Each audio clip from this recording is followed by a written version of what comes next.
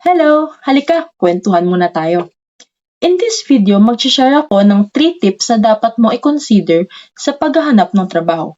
Pwede mo itong idagdag sa factors na kinukonsider mo bago mo tanggapin ang isang job offer. Sinashare ko ito sa'yo para mas makapag-decide ka ng maayos kung dapat mo na bang tanggapin ang job offer sa'yo. Huwag na nating patagalin. Diretso na tayo sa first tip. Ayun na ito.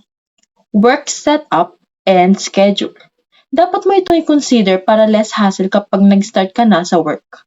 Alamin mo kung work from home, hybrid, or on-site setup ba ang company. Kung mas prefer mo na sa bahay ka lang nag-work, dapat work from home ang company na pipiliin mo. Kung gusto mo namang napasok sa office kada shift, piliin mo ang on-site setup na company. Kung ang gusto mo naman ay mix ng work from home at on-site, piliin mo ang hybrid setup na company para may workdays na napasok ka sa office at may workdays din na nasa bahay ka nagtatrabaho.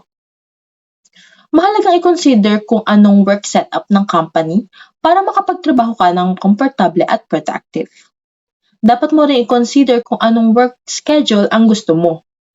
Kung morning shift ba, mid-shift, or night shift ba. Mahalagang i-consider ito dahil malaki ang epekto ng work schedule sa health natin.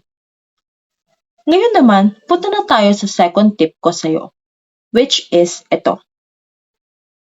Company tasks and culture. Dapat linawin mo kung anong task mo pag nagsimula ka na. Kaya mo ba yung task? Doable ba yung tasks? Mahalagang linawin ang task na gagawin mo para hindi ka magulat kapag magsisimula ka na. Alamin mo rin ang company culture. Ano bang core value ng company? Priority din bang ng company ang kanilang mga empleyado?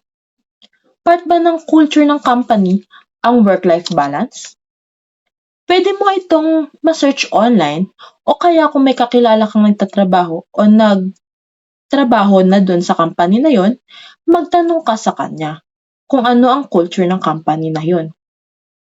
Mahalagang alam mo ang company task at culture upang maalagaan mo ang health mo. At para sa umpisa pa lang, malalaman mo na kung magkakaroon ka ba ng work-life balance sa company na yon. Last but not the least tip ko sa'yo is this. Salary and benefits. Alamin mo kung sapat ba ang salary o sweldo na matatanggap mo katumbas ng task na ginagawa mo. Sapat ba ang sweldo na matatanggap mo para sa pang-araw-araw mong gastusin sa buhay? Alam mo rin dapat mo ring alamin yung other benefits na makukuha mo bukod sa sweldo. Kung may yearly increase ba? Kung may health card ba? Kung may 13-month pay ba? Mahalagang malinaw sa'yo ang salary at benefits na matatanggap mo dahil time at effort ang ibibigay mo sa company. Kaya dapat lang nasulit ang salary at benefits na matatanggap mo. Tsaka ang kumita naman talaga ang main reason kung bakit tayo naghahanap buhay, di ba? Kaya talagang mahalagang i-consider ang salary at benefits bago mo tanggapin ang isang job offer. Ayun na yung 3 trabaho tips ko sa'yo na dapat mo i-consider sa paghahanap ng trabaho.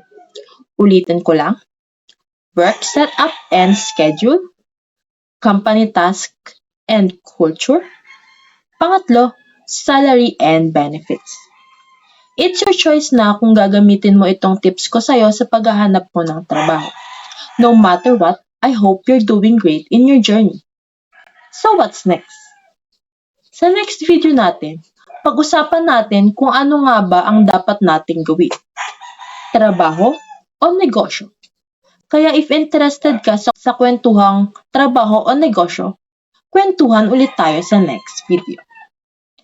If agree ka o nakarelate ka o may tips ka pang gustong idagdag, go lang.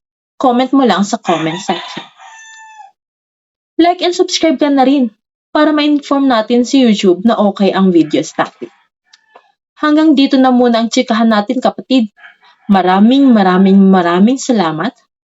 Always remember, sharing is caring.